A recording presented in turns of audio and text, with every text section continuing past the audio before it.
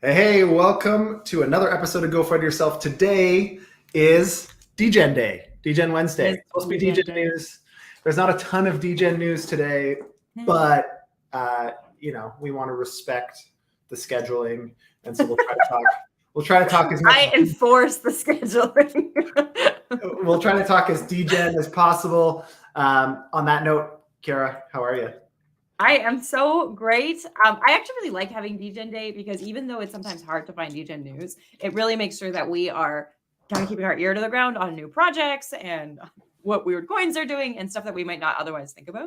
Yeah. And one of the things that I've started to do is I'm trying to find Degen news in different languages. So specifically in Turkish and Chinese and South Korean, they have way more Degen news than we do. I don't know if that's the nature of the content that they're interested in or the nature of the language or what have you. But I've started to...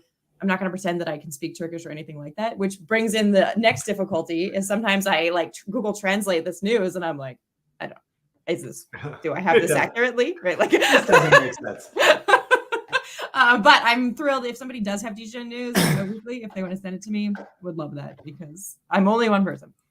Yeah. For all of you listening, send whatever. If you have ideas, things you want to hear us talk about, we're happy to go do some digging and make sure we cover it. Again, if you're a project founder, we're not going to cover your project shill.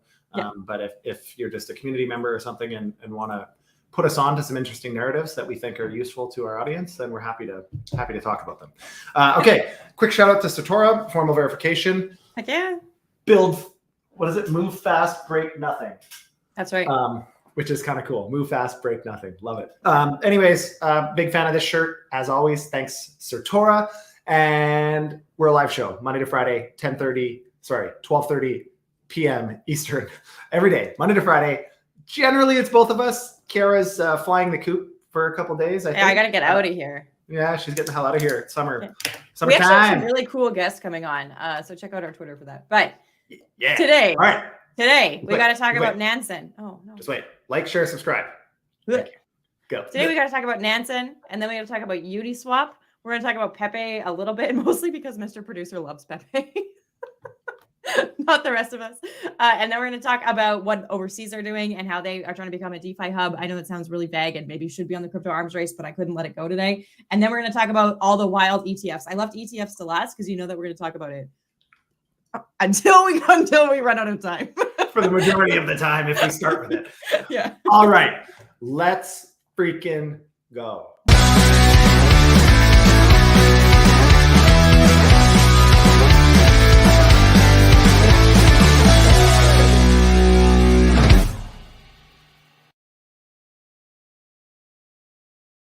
Is it Throwback Wednesday? Yeah, I fat fingered that video. But yeah, a little nostalgia. I liked that one because it's probably more representative of who I actually am, as opposed to the kind of punk rocky. Yeah, the punk rocky music is kind of more you. I'm more like hip hop. Yeah. So the current hip hop one that we use on a regular basis is more my jam. Anyways, hey to all of our friends on Twitter Spaces. I'm loving this space. So good. Nikki comes all the time. Yeah, she maybe we're gonna have to have her on one day. Yeah, I think she's probably sweating and nervous. Like, no, I don't want to do it. She's like, I'll never attend again. Okay, I want to start with blockchain analytics firm Nansen. This is kind of an interesting deal because although lots of people use Nansen, at the same time, Nansen is kind of a B2B firm, right? Because their data is so enterprise grade. Right. But basically, no. I mean, they do a lot of. There's a lot of retail users that just track wallets, and they've actually added a lot of value to the space over the last few years. They also raised at an exorbitant valuation, so they're being rewarded. They're being rewarded. And well, they are, except that now they're also doing 30% layoffs. Yeah. Kind of interesting. They're looking at basically buckling down. They're not going to diversify so much. They're just going to focus on their data. They were looking at doing a lot of other things. Like you said, you can portfolio track and what have you, but they were looking at moving beyond that, adding more networks, that kind of thing. And they've decided to just stick with what they know and expand and scale that rapidly, as opposed to keep R&Ding everything else. It says that they're optimistic in the news, but I don't know, 30% is a pretty big layoff. Yeah. I mean, we've seen rifts of that size or larger in traditional tech. When the markets take a turn, larger organizations generally have to trim some staff. I know Nexo did some layoffs. Kraken did some layoffs. Coinbase, I believe, did some layoffs. Like all the major entities in the space have done some layoffs. Nansen, they have very much a freemium SaaS model. So there's a free version. And then if you want anything that's actually useful, you got to pay, which makes sense. The challenge is when the market is shit for so long, the amount of active traders that are willing to pay for that type of insight, like most people now are just trying to make somewhat high alpha bets, if any. There's a lot of people sidelines still waiting for regulatory clarity, waiting for, the markets to figure themselves out, interest rates, inflation, Bitcoin, like all of this stuff is kind of in limbo. And so a consequence of that, I think, is that subscription-based businesses like this, and I mean, it's something that we've experienced too with Roam Terminal. Absolutely. There's just not as many people trading right now as normal, and the people that are trading aren't trading all day, every day, which is probably good. They're out touching grass or doing part other of why shit. I wanted to talk about this is that yesterday we're talking about how analysts are saying it's going to be another crypto summer, it's going to be a DeFi summer, get your altcoins, stay away from social coins, etc. And we're talking about how there's not a lot of market movement, but we're going to see market movement for the summer. And then in response, it's never in response, but in response, Nansen and potentially Binance are doing huge layoffs. So are they seeing that the market isn't going to get super busy for the summer, or like what kind of indicators can we take from them? Yeah, I'm not sure what. Yesterday, I was 100% sure that we probably weren't going to see any craziness in the market, and sure as shit, today we've seen pretty incredible volatility. I think this is really just riding the wave of all of these ETF applications, which we'll talk about later. But we'll have to see. I don't think this signals anything overtly negative about Nansen. I think it's actually prudent governance. Although my heart goes out to the 30% of their team that was let go. But during these times, often you realize that you probably overhired, especially in a very high growth business that raised a pile of money. They probably were like, holy crap, we have all this cash.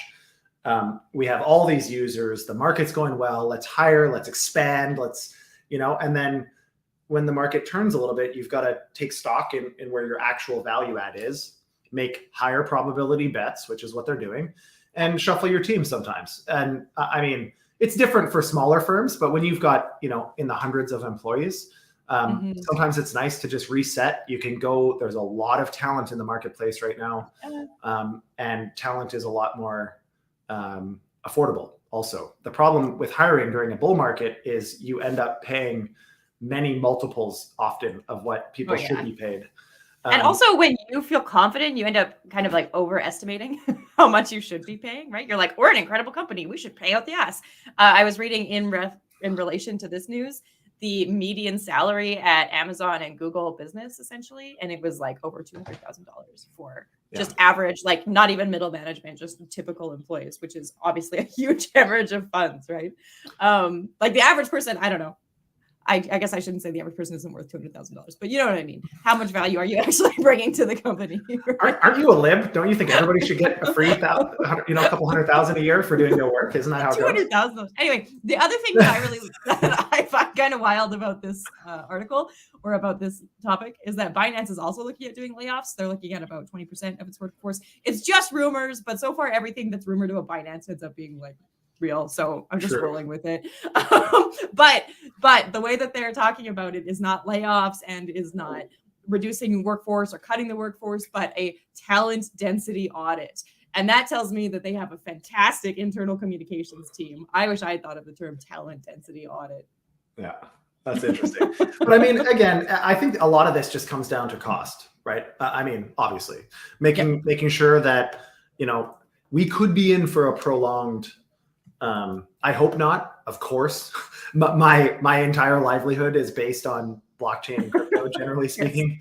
So, I mean, obviously I don't want this to be true, but we very likely, if the federal economic situation in the US, it really in the Western world, it doesn't figure itself out here in 2023, early 24, which most smart people think it won't, then we're probably in for some pain. I don't know if So it's crypto that's pain, also but exactly what the Uniswap founder is saying. yeah. I mean, it's what everyone's saying, so this isn't surprising. But yeah, Hayden Adams is also not thrilled with America right now. I mean, and understandably so. He's had to leave the country. He is American, lived in America. Now I believe he's in Dubai. I'm not 100% certain. I wouldn't know. I don't know him personally, of course, but yeah, we're not friendsies yet. But I mean, this is kind of a shared sentiment. I think, of course, they have a very strong bias towards things remaining non-regulated, because one of the first entities probably to be targeted once regulation comes in will be Uniswap, given their volumes, given their valuation, like it. And so he's got to play the game the same way that Brian Armstrong has to play the game. Although Hayden's not bound by, being the CEO of a public company, of course, like Brian is. So Brian has a different fiduciary responsibility. But all of this to say, I think it's sad and unfortunate that we're all still sitting here speculating what the regulations in the US are going to be. Not necessarily that there's going to be regulation. Again, I've been a contrarian on this. I think I'm now in the majority of most people that I talk to. Regulation is coming, period. So trying to fight it, trying to pretend it's not coming, in my opinion, is short-sighted. And although it's in Hayden and Uniswap's best interest to imply that we should not be regulated in the way that they don't want to be, I think they're also as prepared as anyone for the eventual. He's also more upset about the uncertainty, right? Like his direct quote is, "It's sad and unfortunate. There's still a lot of uncertainty in the U.S. regulatory landscape." I think a lot of people have accepted that they're going to be regulated, even if they don't want it. So we have Hayden Adams, who usually we would say is like, a representative of the Degen world. But it turns out that right now, Degens are super unhappy about him. Did you read about this? Yeah. Go ahead. No, okay. So we were really excited last week. V4 came out of Uniswap, and we talked about how the code isn't really open source, but it can be audited, and et cetera, et cetera. Anyways, they have now asked devs just generally to contribute to the code as though it is open source, because we love the open source ethos within the crypto community. But the code base that they'll be developing will then be released under a proprietary business source license, which means that people are just like working for free, kind of. So this has actually, it's blown up on my Twitter. I don't know if it's blown up on your Twitter, but this is when I saw a number of people who'd worked for places like Microsoft, Amazon, Google saying, hey, well, here's what I built while I was there. And all I got was $5,000, $10,000, $20,000 of a salary increase. And then I fucking left. So I don't know. It's kind of an interesting way to look at how this might work within the DeFi world. Yeah, there's a lot of ways to, so this to me is a little bit misplaced, honestly. I think V4 is exciting. I wanted to get your opinion first, which is why I let you go. Really? But, oh my God, that's so nice. Yeah, who knew? Every now and then, because I've got a fairly strong opinion on this one. That's I think turn my mic off. Yeah, I think V4 is awesome in many ways. I think, of course, stepwise iteration is critical in the space, and I think Dex's from Uniswap V1 to V2 to V3 and now V4, it's been some pretty remarkable progress, all things considered. And the volumes are incredible, and the efficiency is becoming better and better. Now with the hooks and all these other things, the development potentiality is incredible. All of that to say that in a world such as blockchain, I mean, most of your value capture is in your IP, in the software, in the technology. And so Uniswap, I mean, is catching a lot of criticism from certain stakeholders. I think it's misplaced. And the reason I think it's misplaced is because if they went open source with everything, it doesn't give them an opportunity to test and to meaningfully experience the innovation and then expand to other ecosystems, which is their entire business model. Obviously, which we've seen with these new protocols. V3 was deployed on many ecosystems right before the license expired. This also stops a lot of people from forking before there's a deep understanding of how to run these protocols, because it introduces new risk vectors. Every time that you do an iteration on a technology, there's new risk vectors, some you know and some you don't know. And often, and what we've seen with Uniswap v2 once upon a time was everybody and anybody forked that thing, but most of them didn't understand how to run these protocols. So we had a lot of, rugs. We had a lot of exit scams. We had a lot of mismanagement of platforms and extraordinary risk in DeFi summer and slightly after that. So I think, from a purely business perspective, they don't have a choice but to do it this way. I think I probably would have made the closed source licenses even longer. So I'm willing to give them credit for making it only a year. It gives them a year.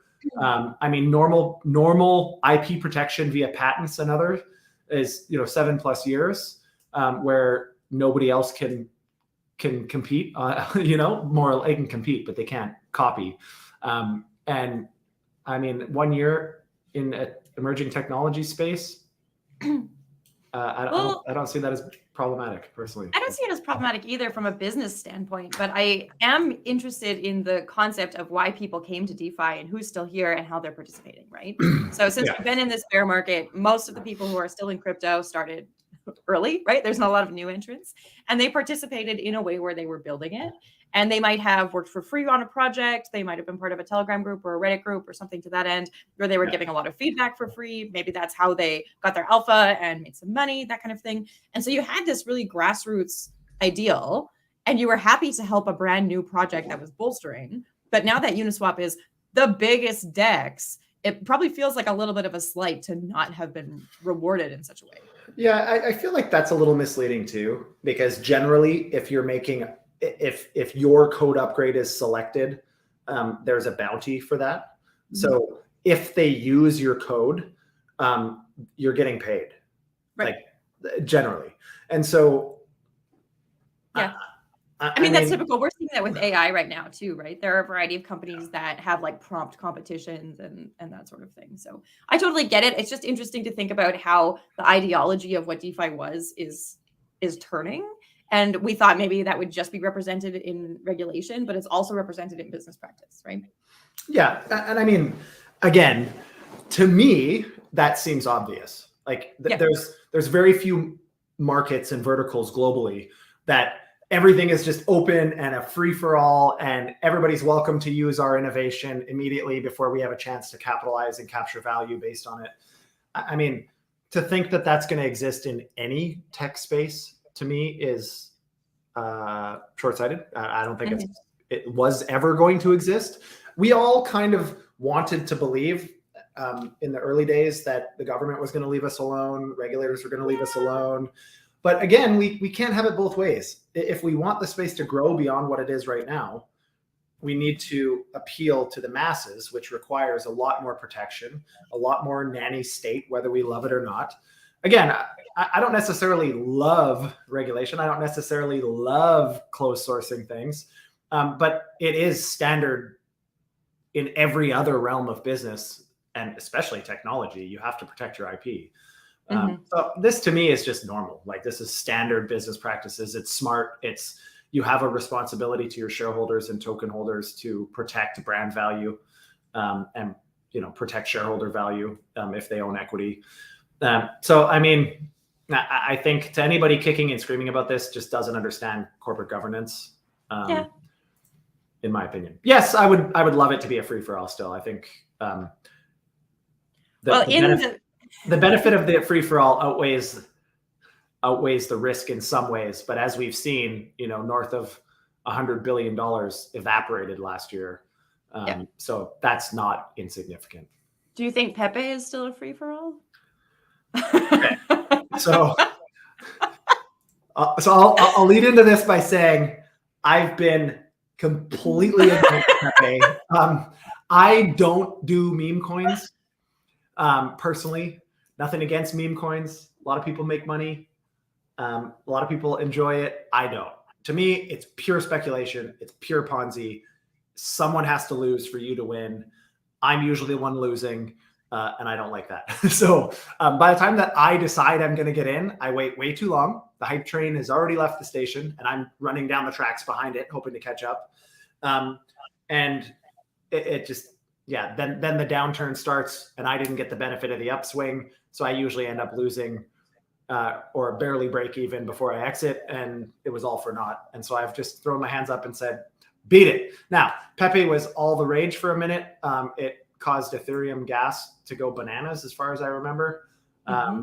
But I think, that it had a huge dump also, which is very common. Eventually people say, hey, this is maybe losing some steam. Let's get out of it before everybody, and then it creates this like spiral. But now we're seeing, again, a 15% rally in the last 24 hours. Is that because people care about Pepe, or is that the tide that raises all boats? I think it's the latter.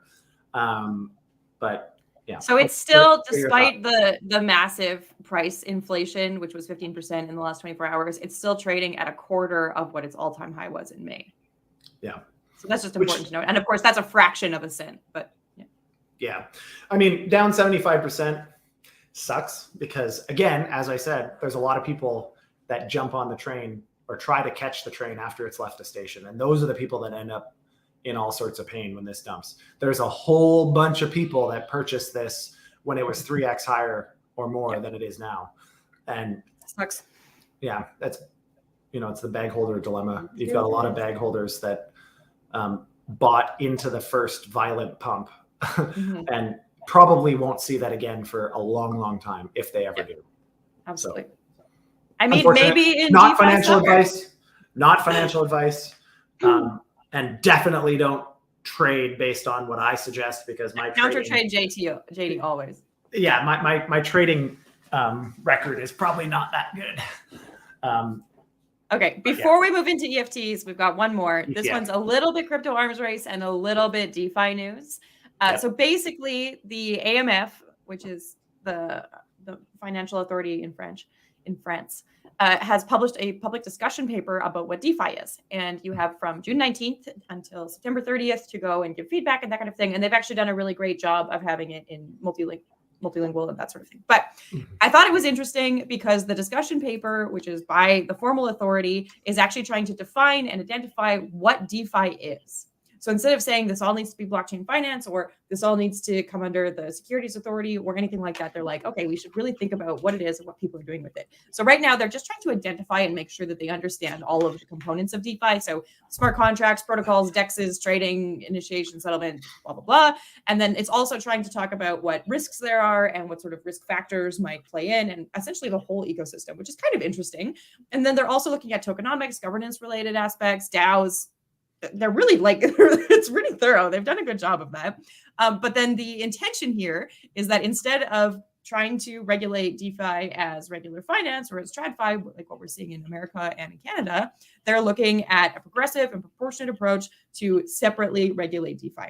Yeah. They're using the principle of same activity, same risk, same regulation, which tells me that they probably will equate some things to TradFi. But they're also looking to see that if there is a different risk or a different activity, that they will have a different regulation. And instead of just making sweeping observations, they are actually trying to get feedback on it. They are actually trying to do something meaningful to show that, that they're not just going for enforcement. So I thought this was pretty cool, and that you should go over to innovation at AMF France and make your discussion. Yeah, this is interesting to me, and I think it's something that is overlooked often. So there's more than one type of regulation that we're going to see. We're going to see regulation over cryptocurrencies and tokens and assets, which is, in our case, in America, either the CFTC or the SEC. But there's also other types of regulatory bodies in the US, FINRA, that is responsible for broker dealers, money transmission, a lot of these different things. And so I think MiCA in the EU, which France is a part of, sets out some guidelines and rules at a very high level for the entirety of the EU with respect to cryptocurrencies and crypto tokens. And I think what each country is responsible for independently, as far as I understand, is the banking rules and regulations, who can be the equivalent of a money transmitter, who deals with settlement, et cetera, et cetera. So this to me is great. I like to see jurisdictions doing this. The UK is doing something very similar, where they're really, again, trying to take as much public feedback and contributions as possible. We pretended to do that in the US, where all the federal agencies had to come up with reports, and they solicited some insight from industry, but it wasn't the same. Industry didn't have a direct line to the SEC and so on here, and to regulators and policymakers, but rather it went through government agencies, the Fed, Secretary of Treasury, et cetera, et cetera. So we actually provided briefs, Rome Blockchain Labs, we provided a brief. You can Google it and see it actually, but it's obviously outdated now. That was a couple of years ago. Almost. But yeah, I mean, I think this is a great step. Again, I'm a big fan of kind of meeting the technology where it is. I don't think it's round peg, square hole. I don't think that works. That approach works. So there's some things, you know, similar function, similar intent, similar risk, fine. I'm not going to give any examples because I don't want to let anybody believe that I have a preference over another. But all of that to say, I think this is great. It's a step in the right direction. And hopefully we see more of this in the near future. Okay, so we got to touch on, last topic, ETFs. BlackRock filed for a Bitcoin ETF, and now just everyone is filing for or refiling for one.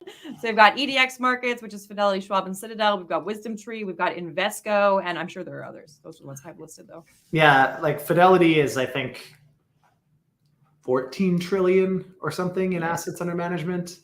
I don't know what Schwab's is. Wisdom Tree is 100 billion, 85 billion, something in there.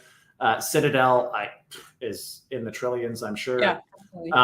And what was the other one? Invesco is 1.5 trillion in AUM. Like, these are massive institutions that are all kind of piling on the ETF thing, and all in the wake of BlackRock, I think, right? Because we're all looking at this going, okay, if anybody is going to be able to force approval with their lobbying power, with their political influence, et cetera, BlackRock clearly is going to be able to do that. If BlackRock gets an approval, it's going to be very difficult for some of these other, you know, centabillion and up asset managers. Like, it'll be really hard for the regulators to say, yeah, you're not experienced enough. Or whatever, you don't understand risk, you don't understand asset management, et cetera, which is kind of what they've been saying to some of these other groups indirectly. Don't quote me on that, but that's more or less what they've been saying, or at least implying. And I think everybody, rightly so, is starting to pile on to these ETFs pretty soon. They're going to have no choice but to approve one.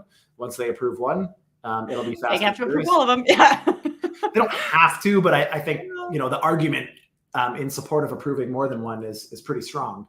Yep. So all of that to say, again, regardless of what we feel about BlackRock and Citadel and TradFi coming, they're going for it.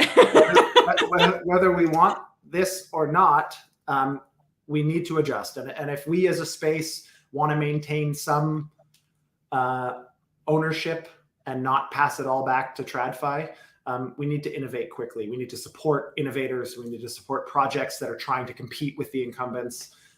It's really easy to say, okay, BlackRock's in, I'm just going to invest in BlackRock. Fine.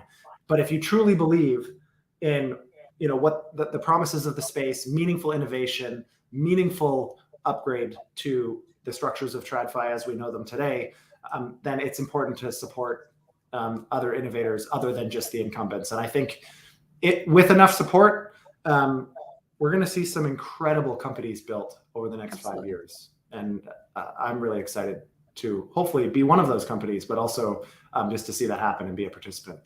Absolutely. I think it's amazing. That's it for today. Tomorrow you have Chair, and on Friday you have BCP.